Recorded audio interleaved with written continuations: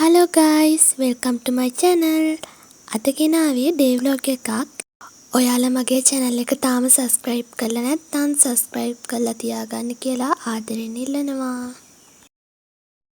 අද උදේට අපේ අම්මා කොල කැඳ හදලා තිබුණා. ඉතින් කොල කැඳ වීදුරුවකුත් බීලා මාළු ටැංකියත් හොඳටම ජරා වෙලා තිබුණ නිසා දැන් ඉතින් මේ අක්කත් එක්ක අස් කරන්න තමයි යන්නේ. මේක කොච්චර අස් කරත් ළමයි ඉක්මනින්ම මේ ජරා වෙනවා වතුර. ඒත් ඉතින් අපි සති දෙකකට සැරයක්වත් අස් කරනවා ළමයි. හැමදාම අස් කරන්නත් බැහැනේ ඉතින්. ටැංකියේ වතුර අයින් කරන්න කලින් බේසමකට වතුර ටිකක් පුරවලා මාළු ටික බේසම ඇතුළට දැම්මා. නැත්තම් ඉතින් සුද්ධ කරන්න අමාරුයිනේ. එන්නම මාළු ලොකු වෙන නිසා මේ ලොකු මාළු අල්ලන්න හරිම අමාරුයි. උන් දඟලනවා. පොඩි මාළු නම් එහෙම අමාරුවක් නෑ. පේනව නේද ළමයි දැන් ඉන්න ලස්සන කැරකි.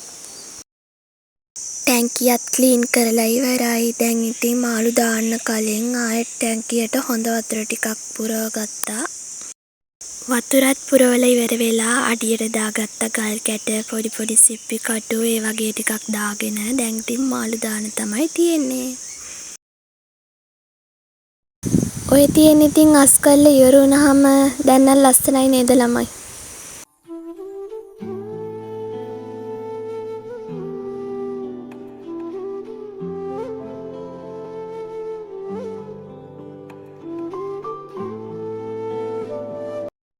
ඒ ඔක්කොම වැඩ ටික ඉවර කරලා දැන් ඉතින් මම මේ දවල්ට කන්න තමයි හදන්නේ.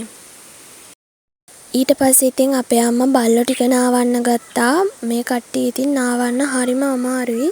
මෙයා නම් පොඩ්ඩක් සැර කරාට පස්සේ පාඩුවේ ඉන්නවා නාවනකම්. බලන්නකෝ ඉතින් සනීපෙට ඉන්න හැටි. දැන් ඉතින් අපේ අම්මා හවසට කන්න හැලප ටිකක් හදන්න තමයි යන්නේ. මට ඉතින් හවසට මොනවා හරිම දෙයක් කන්න ඕනේ.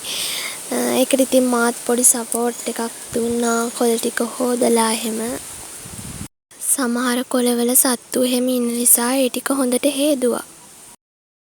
හැලපවල මැත්තර දාන්න පැණිපෝල් මලවන ගමන් තමයි දැන් ඉතින් ඉන්නේ. අපේ අම්මා කිව්වා ඒවා පොඩ්ඩක් කැටි ගහේ කියලා මට කලවම් කර ඉන්න කියලා.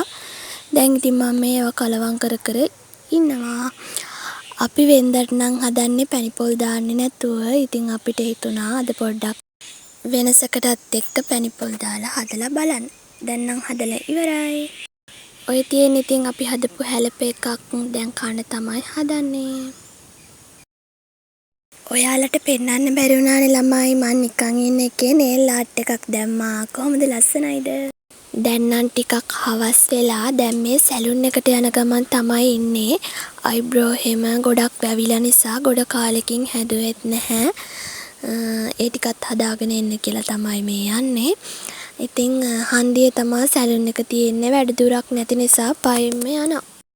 දැන් මේ ගිහින් එන ගමන් මෙන්න මේ ටිපිටික් වර්ගය ගත්තා. ඒක මම හිතුවේ චිප්ස් එකක් කියලා. බලද්දි ඉතින් අර ඉස්සර අපි රුපියල් 10ට කාපු ටිපිටික් තමයි ඒකේ තියෙන්නේ.